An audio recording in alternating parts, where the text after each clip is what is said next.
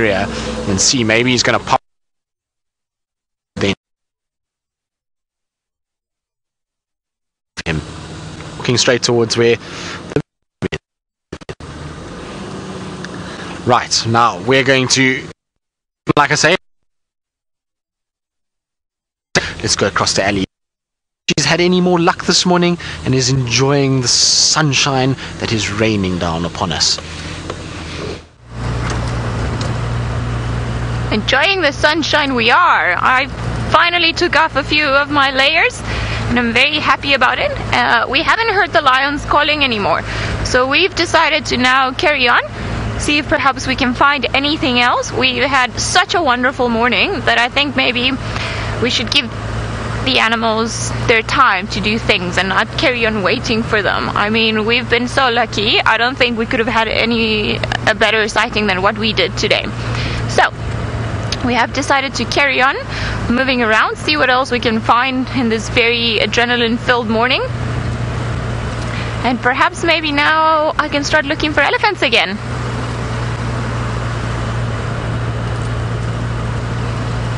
Aaron, you're wondering if there are baboons in Djuma. Yes, there are plenty of them. However, they like staying close to the lodge and our houses because they love coming inside and smelling things and destroying everything in their path. So we tend to see them more where human settlements are, where there's food, because they know that they've learned that because every now and again there will be something out there that they can eat. They have learned to wait around those areas and pretty much cause havoc. We have to devise a little plan. We had to put a stick in between one of the sliding doors in the kitchen at Inga's where we stay, because they have learned to pull open the doors, and when they do that they come inside and they just wreck the place. So they'll go through the trash, they'll open the fridge if there are any cans for any drinks, and they'll bite them. So they can do lots of things. I think we see them probably more there than what we see them in any other place. It would be nice if we had a trip coming down here for a drink. But I think not today. We're just enjoying the view of Treehouse Dam. And I think maybe there's a pair of Egyptian geese that has now decided to move in. I haven't seen them around this dam earlier, but they're quite good at colonizing all the different dams. And I think Chitwa Dam, where Tristan's been, has got an overflow of them. So I wonder if perhaps these two came from there, or if they came from Buyatela Dam. Hello. This has always been such a quiet dam without you guys here. Whoop. Wonderful the way it slid into the water, wasn't it? Like, woo, carry on floating, moving around, looking for food.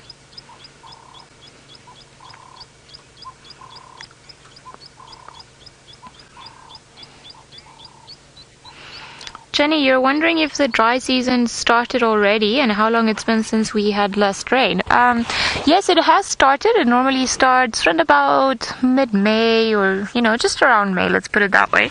And I think the last rains we had was the end of April, May, somewhere around there. I can't remember the exact date, but it was a few weeks ago already. And we shouldn't have any rain until, again, November. Every now and again we get this very strange rains in September, but it's just a bit of a shower, and that is it. But for the next 6 months or so, we shouldn't have pretty much any rain. That's why everything's looking so dry, why the dams are starting to empty out. I think you guys will be quite happy. You look quite lovely this morning, Mrs. Goose. Looking for food. It's good seeing quiet Egyptian geese for a change.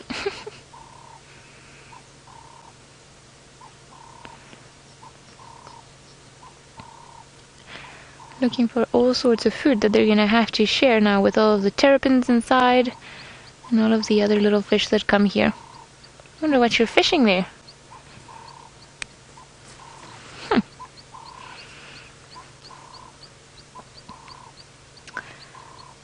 Beautiful, guys.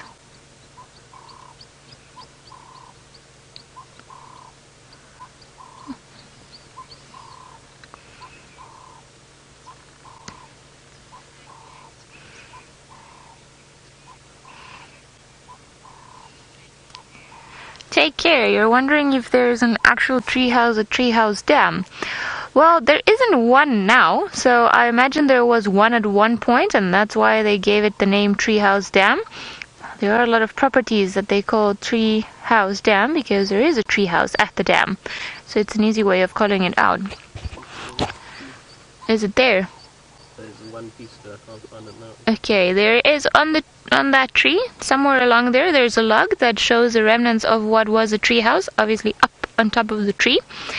And I'm sure that's why it was called Treehouse Dam, although I can't see it from there either. Maybe it's fallen off. But yeah, and it is funny, in pretty much all of the properties that I have worked, there's always a treehouse dam, so it's clearly quite popular to put a treehouse up a tree, close to a dam, and enjoy the view from there. Because can you imagine if you manage to sit, or it's almost like having a hide, and just sit and wait patiently for hours at a time to see what comes around. Maybe ellies will come drinking, the odd occasion you'll even get a leopard. Would be a beautiful view, I'm sure. Pretty. I think maybe we're gonna carry on exploring, see what else there is around here. I think Treehouse Dam has been a very lovely little spot after all of the excitement. And let's see. In the meantime, let's go over to Tristan, who's also exploring, and let's see what he finds. Hopefully he will find a buffalo.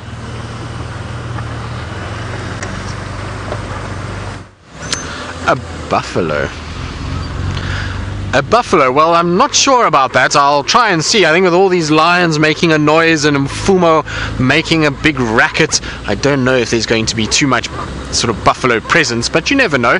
Now, interestingly enough, Taylor, who had a little lie-in this morning, is saying that she can hear a lioness roaring close to camp. So I think Ellie might be heading in that direction to maybe try and see if she's going to find it, or maybe I will on my way home. With Tumba at the moment, not really much luck at this stage. It seems like he's decided to lie down somewhere here. So I'm going to just try and see if I can't get a view of him back from where we were.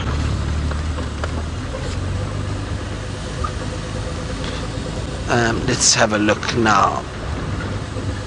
So I can see the vehicle coming out from where he was. Let's see. I don't think we're going to be able to see it, but let's try anyway. Oh, Tumba, where are you?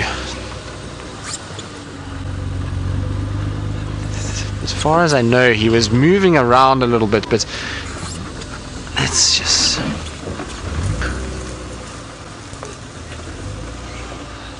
Ah, Randall, you're wondering how long it's been since we've seen Anderson. Well, a very long time. I think the last time we saw Anderson was probably with Brent when he was on that Warthog Hill, which was before the sort of summer rain started. So I think that was somewhere around October, somewhere in that area. I might be wrong, but it's around that sort of time. There has been a few kind of reported signs of him, but he tends to stick more onto Elephant Plains and down into Londolozi and those areas. So he's a very sort of seldom seen animal for us. Every now and then he does shift a little bit further to the east, but it's very, very seldom. I know he was seen quite a lot last week around the sort of Londolozi boundary, right on the sort of Manyeleti riverside, so that's where he was. But other than that, we haven't had any sign of him here on Wild Earth. Now, Tumba was supposed to be somewhere in that area where there is a big marula tree to the western side of that termite mound. You can see he apparently was at the base of that marula tree, kind of walking in this direction. Now, as you can see, it's very difficult to see anything in amongst that grass. I don't think we'll be able to spot him if we tried. I think with the grass being the length it is in his incredible camouflage, we're going to really, really struggle to find him. Now, unfortunately, this is the way things go. If he was maybe 30 meters towards us, we would even be able to see him quite fine, but it's the way the cookie crumbles sometimes, and you've got to just be patient and hope for the best. And we'll give it sort of a few minutes. So just a little bit to the left of that, there, that marula tree that you're facing at now, Craig, the base of there, I would imagine. Now, we'll give it a few minutes just to see. Maybe he decides to stand up, but I'm pretty sure he's found that tree because that tree's got nice shade in it. And now that it's getting a little bit warmer, that sun's got a bit of warmth to it, for a leopard that's going to be the perfect place to sort of spend the day is under a big shady marula tree, and he'll be able to go up into the marula tree if he wants to, or hang around in that area. So I think that's pretty much where we're going to spend most of the day, or where he will spend most of the day. And hopefully by this afternoon he decides to come out a little bit and head back towards this pan that is behind us and maybe have a drink, and we'll get a much better view of him this afternoon. What do you think, Craig? Think so? Yes, Craig thinks so too, so that's what we're going to try. I don't think we're going to have any luck with him, and like I say, it's just inside that cut line, and if he's not on the mound and he lies down, it's going to be very difficult for us to see anything at all. No, we're not going to be able to. The grass is a little bit too long as well. The guys that left him said that when he lay down in the grass, even for them parked 1 meter from him, it was quite difficult to actually see that particular individual. So alas, we tried. It's always worth a bit of effort, and just to see if we can't get lucky. And unfortunately today our luck is not on our side in terms of seeing him close, but we still had a cool sighting of him earlier. Such a beautiful boy, and watching him chase those francolins about and those birds was very, very cool, so we can't complain too much at all. Now the waterhole that I was talking about is this one just on our right hand side here. You can see there is a bit of sort of water, and I would be very surprised if he didn't come here and drink at some point during the day today. So that's where I would imagine he would be. So we're going to try and carry on, and while we do that, Ali is still on the search for something with a heartbeat.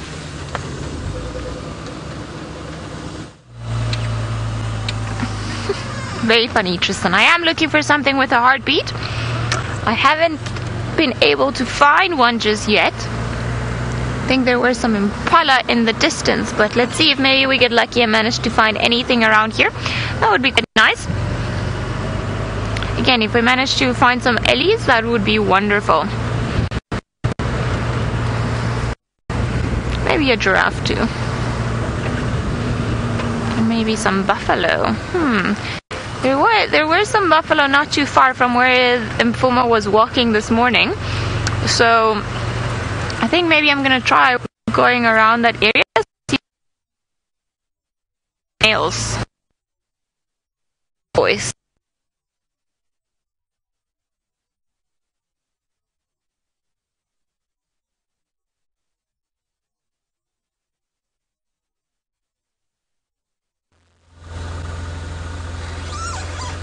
Well, as you can see, we're in a bit of a sort of blockade at this stage, and unfortunately Ali's going through a horrible place, and Jigga is just being in a wonderful sort of space at the moment with gremlins and is completely plagued by them. So we're just trying to wait for everybody to kind of shift and move so that we can then go past.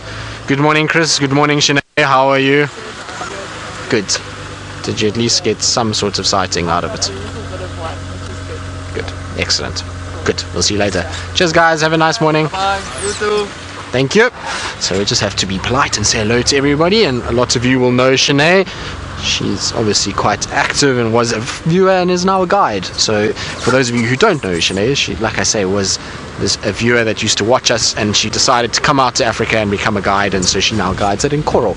And she's been looking for lions all morning, and Mfumo has just crossed the boundary and gone into Little Gari, and so she got to see him just crossing the road as he went over. So unfortunately for us, no Mfumo this afternoon, but at least we've got sort of this sign of a female calling around the camp. Means that we can maybe try and find her this afternoon, so there's a bit of semblance of hope there, as well as the fact that we have little Tumba that is around and about, so hopefully he'll show up and show a sign of him being out. And I think this afternoon I also want to try and check the hyena den a little bit later, because I still haven't seen the little one, so I want to try and head into that direction a little later this afternoon. So it's lots to look forward to, even though Mfumo has gone south. Still lots about and lots to see. Now hopefully the gremlins are going to stay away from us as we go through the Mulawati quickly. I'm going to try and do it as quick as possible so that I don't have to worry about them. So there might be a little bit of a breakup in picture, so I do apologize if there is, and hopefully we won't have too much of an issue, and hopefully Ali will be able to find some signal somewhere as well, and then all will be right with the world this morning. Indeed, and Chitwa Dam was spectacular as always. Such a pretty part of the world, and sort of sitting there in the morning and just enjoying the atmosphere of it is very, very pleasant. So it's been a good sort of come back to work. If it continues like this, we shall have an epic few weeks back, which will be good. Now hopefully we avoided any gremlins and that all is okay.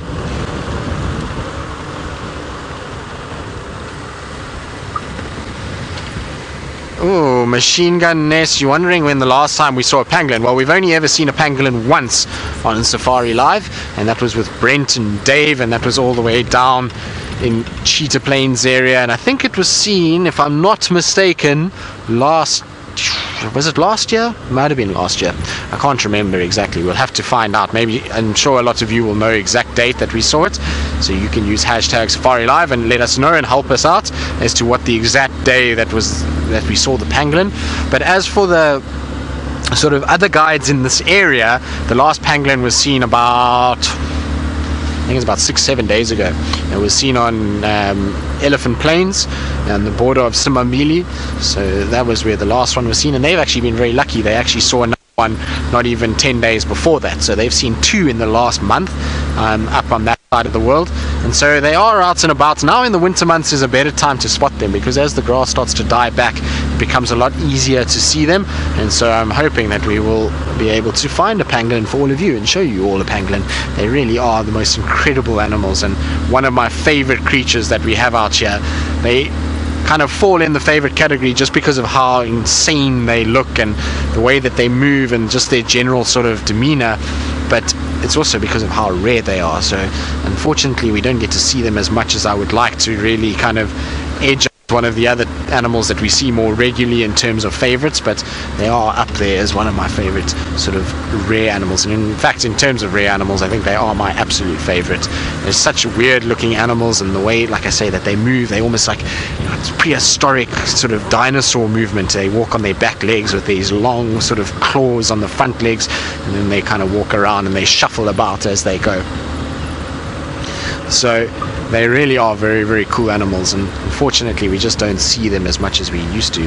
Well, not used to, but as much as we would like to, should I say. They've always been a sort of shy animal because of their sort of nocturnal ways and nature. They end up spending a lot of time moving around in the dark hours of the night when nobody else really moves around. And there was a guy that did some research on pangolins in the Sabi Sand area, and he was quite an interesting fellow, but he basically used to go out at night armed with his revolver, and he had a spotlight with a battery pack, and he used to try and find pangolins on foot. So not fangolins, because fangolins would be foot pangolins if you speak like I do this morning, but he tried to find a pangolin on foot, and he basically would shine his light and he'd find them, and then he would microchip them and follow them around and try and see what the sort of density of pangolins was in the Sabi Sands, and try and get to understand this amazing animal a little bit more than what we do, because we don't really know very much about them. And it ended up that he found a lot more pangolins than anybody actually thought. They were a much higher density than we all realized. It was just that they were such shy animals, and their sort of peak times that they moved was way outside of what we sort of do in terms of our game drives, and so that's why we just don't see them. They actually are around, it's just they're a little bit kind of rarer. Now, while I have a quick chat to Rexon, let's go across to Ali, who's managed to find some signal and apparently is with a business.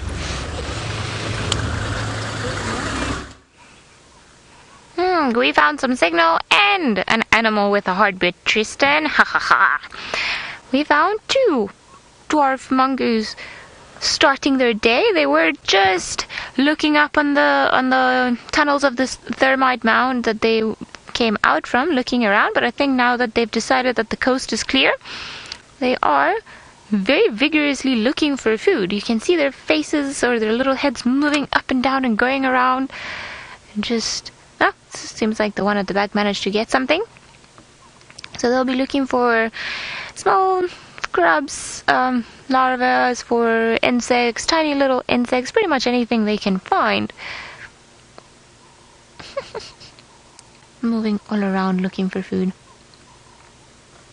And they're such tiny little creatures. They're probably the size of the palm of your hand. If you're an adult, if you're a kid, maybe think something double the size of your hand.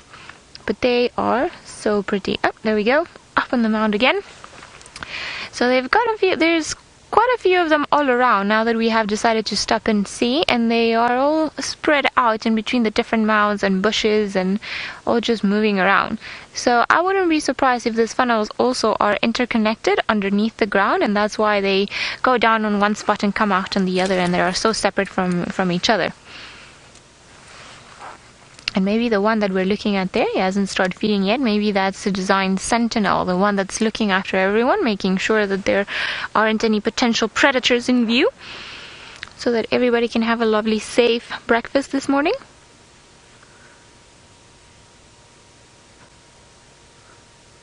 Such lovely creatures. Yep, we've gone down.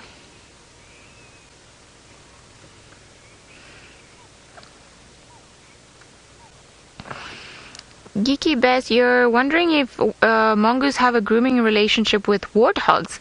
Not as far as I know. I think the only close relationship that they've got with anybody else is with giant plated lizards, which is a type of lizard maybe, it can get quite big, maybe about this big, that sometimes they share the termite mounds with. So they'll happily live with each other, and the lizards would feed off of the dung of the mongoose. I'm sorry, I couldn't think of the word.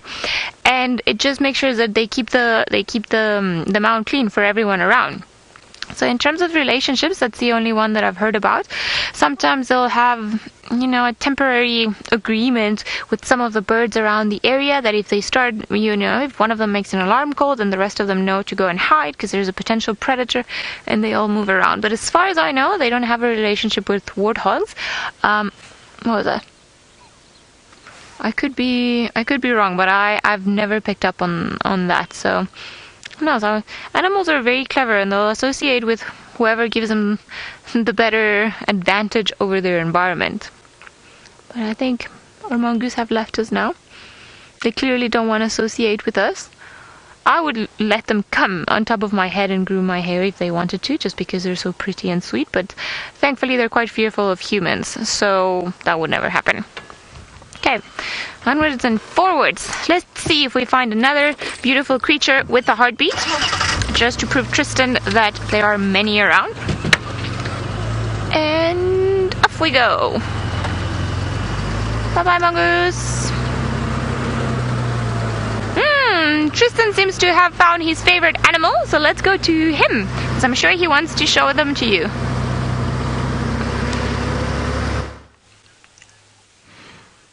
Well, yes, it is one of my favorites, and probably one of the most spectacular males that we've seen here at Djuma. Look at the size of those tusks. They are huge. Now, I think this must be the male that's been in must, that has been giving the girls a hard time, because I know Taylor and Ali were telling me about a male elephant that's been a bit of a handful over the last few days, that's been in heavy must. Now, I can see from his back legs that he has been in must. You can see they're slightly darker on the inside than they are on the outside, so it does mean that he could be. He's not leaking too much from his temporal glands, and you can see he's just having a really nice drink while we're sitting here. So at this stage, he's actually being a gentleman and being very well behaved. Now, hopefully he won't be full of nonsense. I did notice as we pulled up that he stopped drinking just to give me the little eyeball and just to see, hang on a second, who are you coming up? But you can see now he's perfectly relaxed, and that is a magnificent specimen of an elephant. Like I say, look at the size of those tusks. Down here in this part of the park, in the sort of southern part of the Kruger, we don't get very big elephants at all. We get sort of, well, in terms of tusks, we get very large-bodied elephants, but most of them have quite small tusks, whereas this guy has got nice long ones, and this is probably one of the biggest tuskers that we have down in the southern section.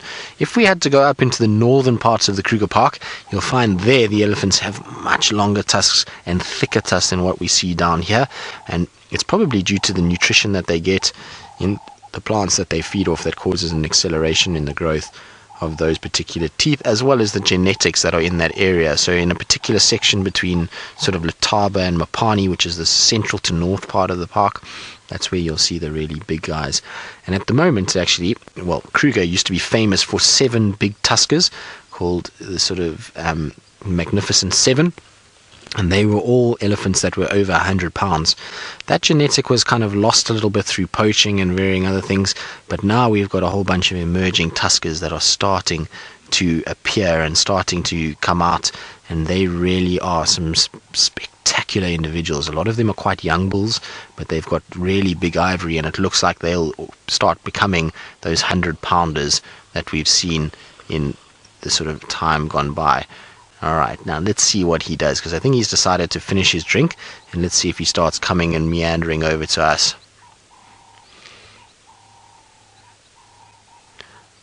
So Paige, you say what a beauty. Well, I can tell you now, he is one of the most beautiful animals that we've seen here. He is massive, big front legs, big head, and then those beautiful symmetrical tusks that come down. Now this is also another interesting thing about this elephant, is that his tusks are almost identical. You see, look at the length of them from a side-on point of view. They're sort of the same length. You can see there is a grass notch on the end of the right tusk, so the right tusk is slightly longer than the left at this stage, but that little piece is going to break up eventually, and they'll be then exactly the same. But they also, the shape of them is very similar. You can see how both tusks sort of bend at the same point, so it's unusual to see. Often you'll find with these tuskers is one tusk tends to be a lot bigger and longer than the other one, and this is a sort of very kind of cool example of a very, very symmetrical, identical tusk. Now look how he's resting his foot and smelling us at the same time. So this is all sort of behavior that he's trying to put us off guard. He's almost trying to say, I'm not really worried about you, I'm just resting. But in actual sort of in the reality of what's going on is he's watching and he's smelling and he's working out, are we a potential sort of threat or something that he needs to show that he is dominant over. You can also see, look how he's leaking from his temporal glands. So in the time that we've been here, that is what has started to gush out of him. When we first arrived, there was no sign of that whatsoever, and now, as we've sort of sat here, it started to come out. But look at how he's got that typical big male swagger about him. You know, his kind of ears bounce from side to side and open. He really is a magnificent individual.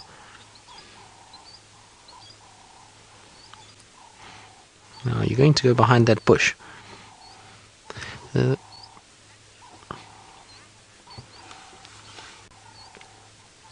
So Francis, you're wondering why he's alone. Well, Francis, it's because he's a big adult male elephant. Now, big adult male elephants like this do spend most of their time on their own. You'll sometimes see them accompanied by younger males, but for the most part they spend their lives as solitary individuals. It's only when a female comes into heat and when they're in a must situation like he is now that he'll actively search out females. And even then, when they do find a female that's in heat, they'll mate with them and they'll try and leave that herd as quick as possible, because of the fact that they don't really actually want to spend too much time around the herd. It moves too fast. Are you going to be full of nonsense? Oh, look at that. Hello, big boy. Yes, you are the boss, I know. And this is very typical. When an elephant gets to a higher point than what you are, often he gets a lot more kind of sort of feeling that he can dominate you, and they'll often use that as a way to assert themselves. They know that it makes them appear larger, and so him being up there is definitely making himself look a lot bigger. But isn't he a magnificent specimen? Wow. Now, this is not a bull elephant that you would want to sort of follow too closely behind. He's an animal that, while he is not in any way being aggressive to us, he's showing signs that he's wanting to dominate us, and that where we are he's happy with, but he doesn't want us any closer than that. The fact that he keeps stopping and smelling in this direction, this sort of head shake every now and then, those are all indicators to us that he knows that we're here and he's happy with where we are, but he also, at the end of the day, will dominate us if we got any closer. So when you're with musk bulls, you need to read their body language a little bit differently. You can't allow him to be in the same proximity as what we would have seen from those other ellies this morning, the young males being right up near us, and even though they had that sort of bouncy swagger coming down the hill, know full well that a young male is not going to follow through on that. He's going to be very intimidated by us standing our ground, whereas a male like this would have no second guesses to be able to just roll us around. So with the big males like this, you tend to try and be a little bit more respectful and allow them their right of way, and as long as you do that, then you shouldn't have any issues whatsoever. But he really is a magnificent individual.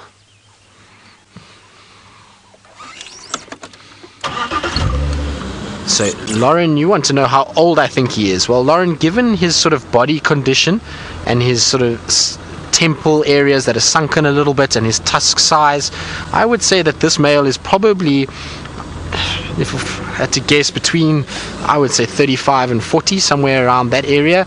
That's a general kind of sort of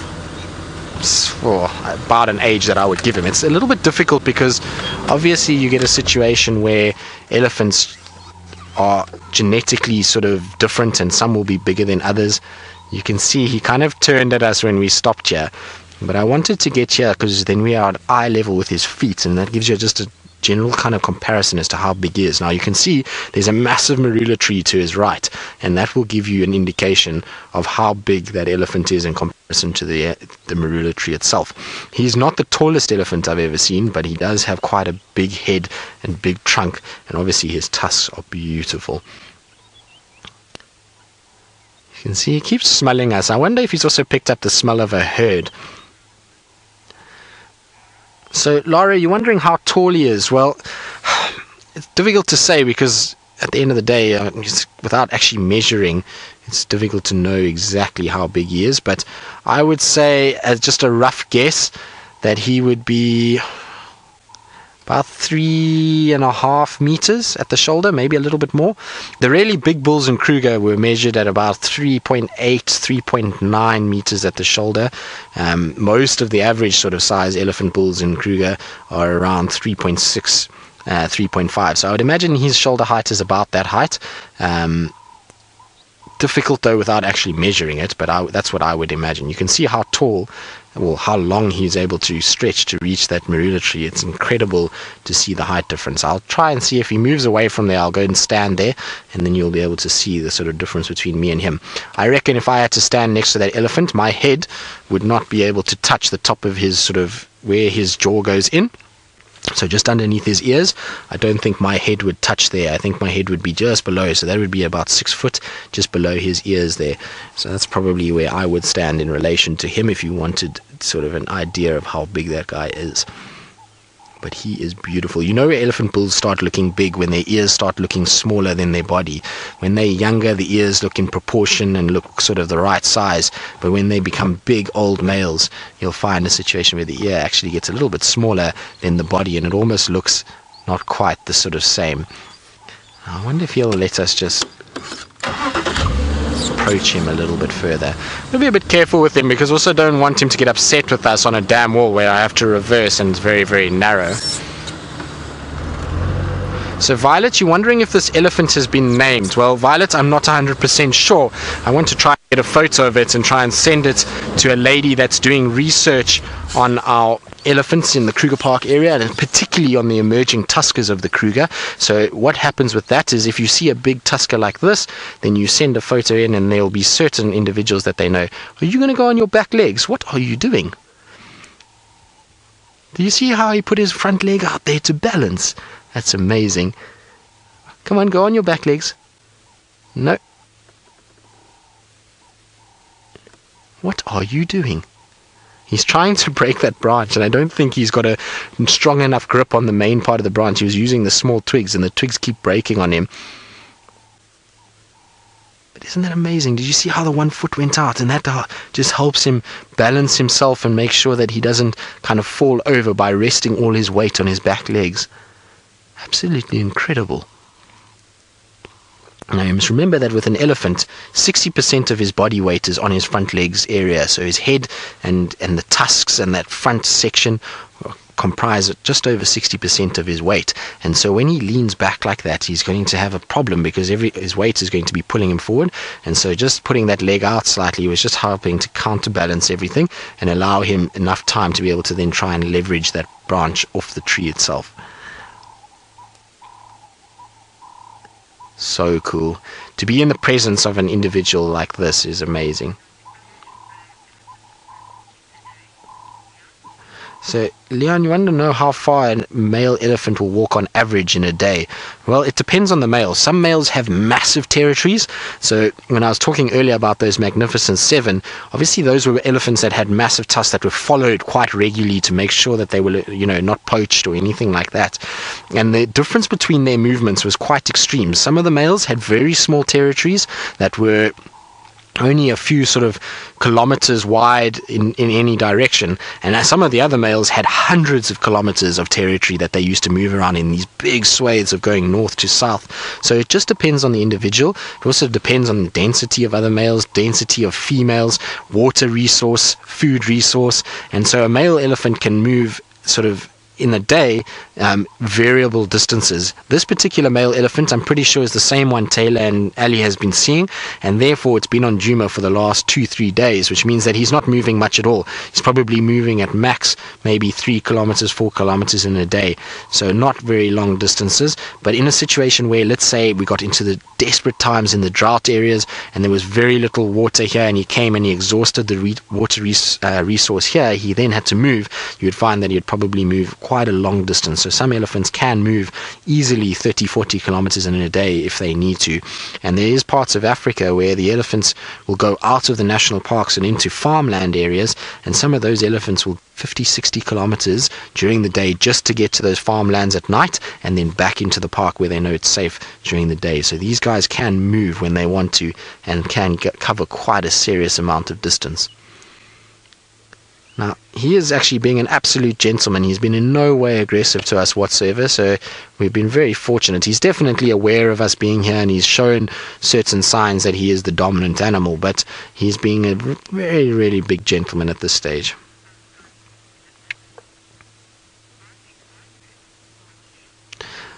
Kid, you say, do you think humans can outrun an elephant because you think you could outrun an elephant? Well, unless you are a hidden Olympic champion and you've been hiding out and not wanting to take on Usain Bolt, then I would imagine that no, you will not outrun this elephant. This elephant bull will be able to do close to 40 kilometers an hour, and Usain Bolt does close to about 37 kilometers an hour, which means that, unfortunately, unless you are the world champion Olympic sprinter over 100 meters, then you've got no chance, and this elephant will outrun you every single time. So, unfortunately, you won't be able to outrun this elephant, even if you think that you maybe could. Now, interestingly enough, we've got a whole bunch of other species that are starting to arrive here at this stage. We've got a water sort of coalition, if we can call it that, a little bachelor group of waterbuck males that are coming down. There's a herd of male impalas on their way down as well. So everybody's coming for a morning drink, and we were talking about it earlier at Chitwa Dam. As the sun has now gotten up and it's starting to beat and they're starting to feel the warmth, so the animals are all starting to come down into this area to try and provide, well, to try and get some water and just to hydrate themselves for the day ahead. Look at how the waterbuck are watching the male elephant, so they can hear this disturbance, so they're just watching just to see what's going on. And you'll find when any antelope approaches a water hole like this, they're always very, very careful. They look around very quickly, make sure that there's no predators, because as we saw with Mfumo, he went straight towards Twin Dams. It's really a favorite place for a lot of the predators, is to go towards these water holes, and so you'll often find lion or leopard lying around here. And so for waterbuck, it makes sense just when to approach very, very slowly and make sure that they watch what's going on first before they put their head down and start drinking and make themselves very vulnerable. But it's nice to see a bit of reflection again. First we had the impalas at Chitwa Dam, now our young waterbuck males, and there's about to be a male impala that's going to join all of them as well. And this will be quite cool because Both of these individuals are a similar age. So the impala on the left is about 1.5 years old, and so is the waterbuck. And that will give you a sort of size difference at the same age of how much bigger a waterbuck and how much bulkier a waterbuck is compared to the impala. It's a really nice sort of size comparison there, if anybody was wondering the difference between the two of them. Now, the reason why I know that they're that age is because of the size of their horns. Both of those animals have very short, stubby horns, which is very typical of these sort of year-old individuals. What a beautiful picture. Now, hopefully that impala comes in between the... it would have been nice if it had come in between the waterbuck, and we would have had a situation where we could have had impala, waterbuck, impala, waterbuck. It was still quite nice now with the two of them next to the waterbuck itself. Now, this dam, you can see, compared to Chitwa Dam, they're a lot more relaxed drinking at it, and that's because there's very few signs of crocodiles here. So these guys will probably have drank here many times before, and they've never seen a crocodile. So they're a little bit more at ease at a waterhole like this than they are at Chitwa, where they've seen crocodiles regularly and they know that there's a really serious threat there. Here, they're not as sort of worried about it because of the fact that they haven't seen them, and that's why they tend to drink here with a lot more sort of ease than what we saw earlier. I wonder if our Ellie Bull is going to come chase them. Sometimes they do, especially if they're in must and they hear other animals at water. They get jealous for some reason, and he's kind of changed direction and started coming back this way. So I wonder if he's not going to go down. He was sort of meandering off up towards the hyena den at one point, and now he's kind of just slowly coming back towards the waterhole. Let's see. Don't be a bully. Leave the waterbuck alone. There he goes. Okay, he's going to be okay. I think he's going to just carry on up the road and probably leave everybody else to their own devices. The rest of them are completely unperturbed by all of this. They're still drinking and having a good old time. But you see how he's stopped now? He's just listening, smelling.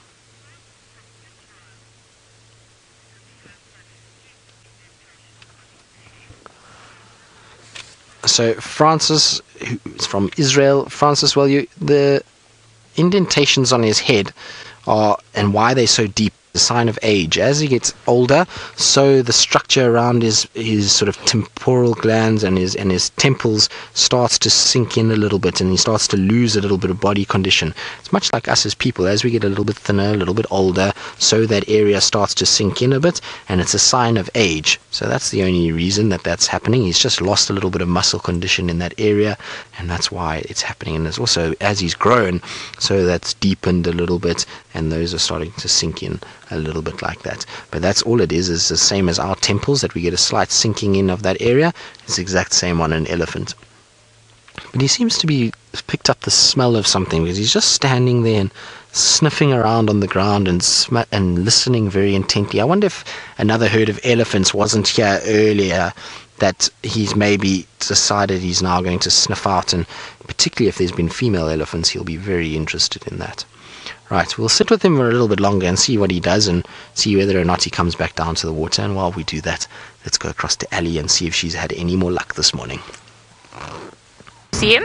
I'm sure that bull's going to be sticking around for a while longer, because we have so many different herds, and like the last few days we've seen so many, especially that particularly big one that Taylor and I have been seeing. I'm sure he's just waiting for some of them to maybe come into heat, or see if he can find another herd that's coming onto the area.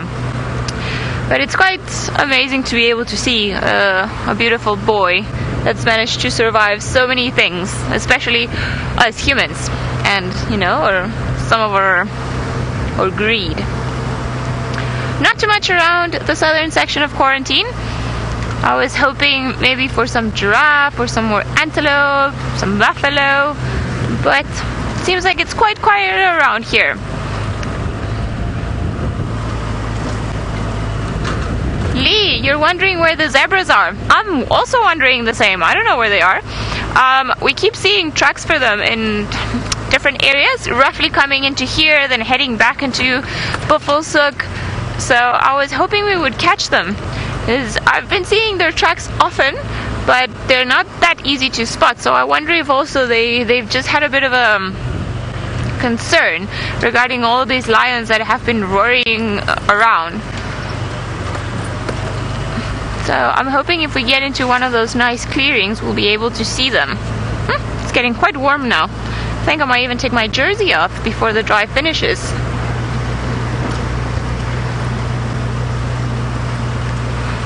Paul, you're wondering if we see civets here. We do, but we see them mostly during the night or very early hours of the morning. They are nocturnal creatures, so they tend to move around when there's less light. But I haven't been able to see one in all this time that I've been here. So I'm really hoping we'll be able to see one, because they're very interesting creatures. And they just look like a bandit to me, almost like a mix between a raccoon and a leopard with that little white stripe around their eyes. I think they've got a lot of character, the civets. Who knows, maybe one day we'll get lucky and we see one in plain daylight. Well, at the rate things are going, who knows?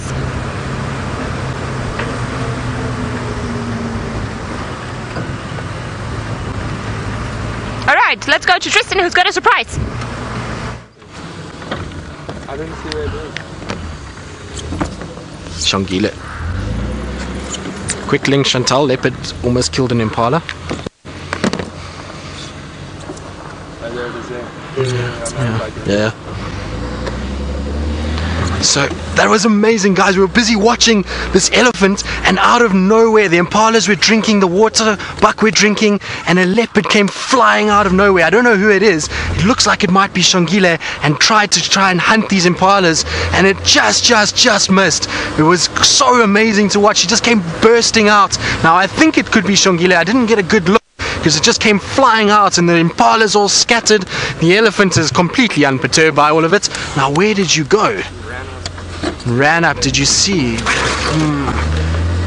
Okay. So she was right, so she came flying out of this bush and chased them. You can hear the impalas are very unimpressed with life. Oh, there she is. There we go. Or he, I can't see now who it is. Looks like it might be Hosana. Hello, boy. This is so cool. What an amazing way to finish our morning. That was so close. He almost grabbed him. If it is him. Yes, it is. It's Hosana. That was so close. He almost grabbed him. Now, I know Rex has been looking for this leopard all morning. So I'm just going to quickly call him. Rex. But you can hear the birds are alarm calling. Okay, if you just want to give him an update, I've just located Hosana. He's mobile south from Treehouse Dam. So he's now just kind of trotting away, which is the way Hosana moves these days. Go ahead. There we go. He's going to calm down now. FM, we're just crossing over Treehouse Dam Road, heading southwards. You should get my visual from the road itself.